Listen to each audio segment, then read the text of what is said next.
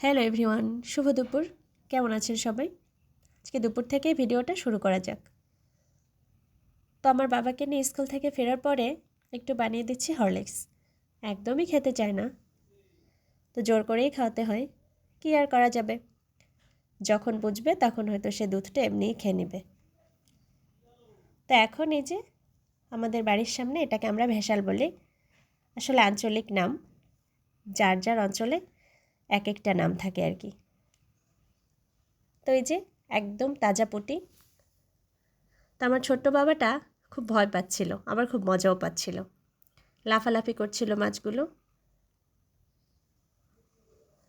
আর এই যে উঠোনে পুকুর বানিয়েছে, সে নাকি এখানে মাছের চাষ করবে। আসলে ও মাটি দিয়ে অনেক খেলে, কিন্তু আমি আসলে কিছুই বলি না।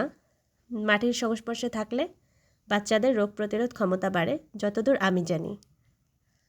তা আজকে আমি করব আমাদের অঞ্চলের মজার একটা খাবার তৈরি করব, এটাকে আমরা খুদের ভাত বলি। মানে আমাদের নর্মাল যে চালটা থাকে সেটা থেকে একটু ছোট। তো আমি চালটাকে এখানে ধুয়ে নিলাম। এটা আমি রাইস কুকারেই করব, কড়াইতেও করা যায়। আর এটার সাথে আলু ভেজে নিব। তো আলু ভাজিটা আমি পেঁয়াজ দিয়েই করব শুধু, আর নামানোর আগে একটু ধনিয়া পাতা দিয়ে নিব। সাথে আমি আরও করব ধনিয়া পাতার একটা ভর্তা, আর সাথে থাকবে পুঁটি মাছ ভাজা।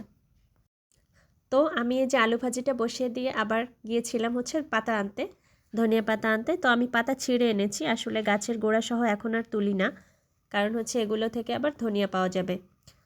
তো আমি পাতাগুলো ধুয়ে নিলাম, কুচি করে নিলাম। কুচি করে আমি কিছুটা রাখলাম আলু ভাজির জন্য, আর কিছুটা আমি ভর্তা করে নিব। তো আমার আলু ভাজিটা হয়ে গেছে। এখন আমি নামানোর আগে কাঁচামরিচ আর ধনিয়া পাতা দিয়ে দিচ্ছি।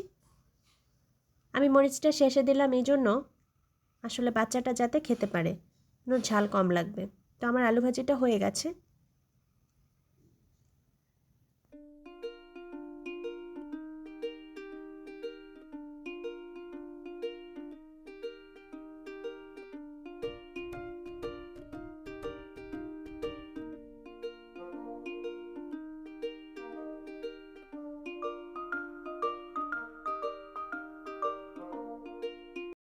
ধনিয়া পাতাটাকে আমি মাঝে মাঝে কাঁচাও বাটি, একদম শুধু রসুন দিয়ে আর কাঁচামরিচ দিয়ে। তো আজকে যেহেতু আমি ভাজি করে ভর্তা করব, তো এর জন্য আমি একটু পেঁয়াজের সাথে দিয়েছি।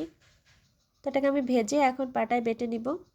আসলে ধনিয়া পাতা সব কিছুর মধ্যে দিলে যেমন স্বাদ বেড়ে যায়, তেমন ভর্তাতেও ভালো লাগে। হয়ে গেছে আমার ভর্তাটা। আর এই যে আমি পুঁটি মাছগুলোকে কেটে ধুয়ে পরিষ্কার করে নিয়েছি। এখন এটাকে আমি লবণ আর হলুদ মেখে ভেজে নেব। তো হয়ে গেছে আমার মাছ ভাজা। তো আমি এখানে খুদের ভাতের মধ্যে আবার একটা রসুন সিদ্ধ দিয়ে নিলাম। তো এটার ফ্লেভারটা আমার খুব ভালো লাগে। আমি শুকনো মরিচের সাথে এটা দিয়ে আগে খেয়ে নিই, তারপর বাকিগুলো দিয়ে খাই। তো এই যে হয়ে গেছে আমার মাছ ভাজা, আর আমি সাথে কিছু শুকনো মরিচও ভেজে নিলাম। তো এটা অবশ্য সব একবারে খাবো না, কৌটায় ভরে রাখবো। তো এই যে তৈরি হয়ে গেছে আমার মজাদার, আমাদের আঞ্চলিক ভাষায় খুদের ভাত বলে, আর এটা আমাদের অঞ্চলে খুবই পছন্দের একটা খাবার। আর এখন এই যে একটু হাঁটতে বের হলাম, তেজপাতা গাছটাও বেশ বড় হয়ে গেছে, চাল কুমড়াও হয়েছে বেশ কয়েকটা। আমার গ্রাম্য জীবনটাই আপনাদের কাছে তুলে ধরার চেষ্টা করি। ভিডিওটি কেমন লাগলো অবশ্যই জানাবেন, আর পাশে থাকবেন।